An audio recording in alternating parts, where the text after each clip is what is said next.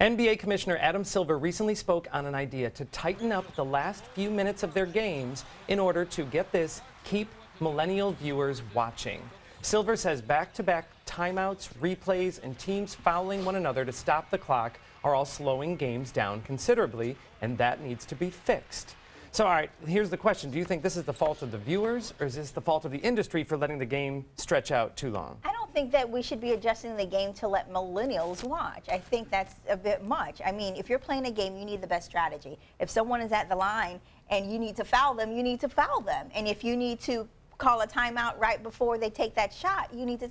It's about the competition of the game, not people watching. When you start focusing on the audience, then you get outside of the game, then you start thinking about other things. And the game is the game. Yeah. I mean, why are we changing the rules of the game?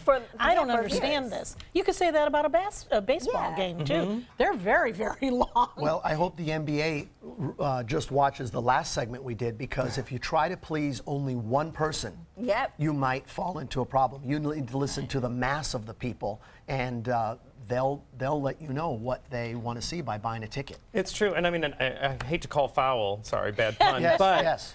Movies have gotten longer, so I don't buy the whole short attention span. Movies are still two and a half hours, so I don't think people are losing their attention span. I think people will always leave a game early so they can get good, you know, so they can Get into their cars and get out of the parking lot. But also, it depends on the group.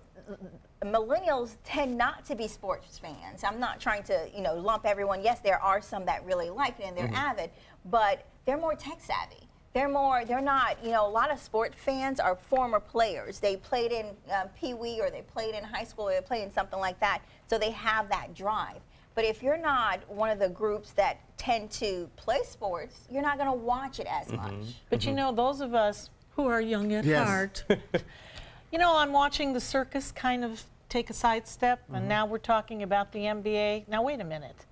This is what this country was built on. That's right. And I'm all for change. I love change. Absolutely. But as a performer, we've talked about this, you and I, you change about 25% of your program and you leave just everything else the same. And that's how you make change within the industry.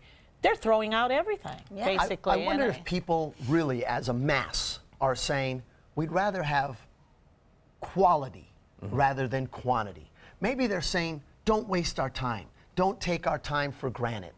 You know what I mean? If you're going to do something, whether it's a show, a product, a game, let's get in there and play the game. That's true. I mean, if we shrink every art form to hold people's attention, then everything will be amazing. Where else? I do have to go back to the circus, because where else could you see those beautiful animals? Oh, absolutely. And Animal Outtakes did 2 shows with the elephant conservation, and I can tell you, no plug here, they were outstanding with the animals.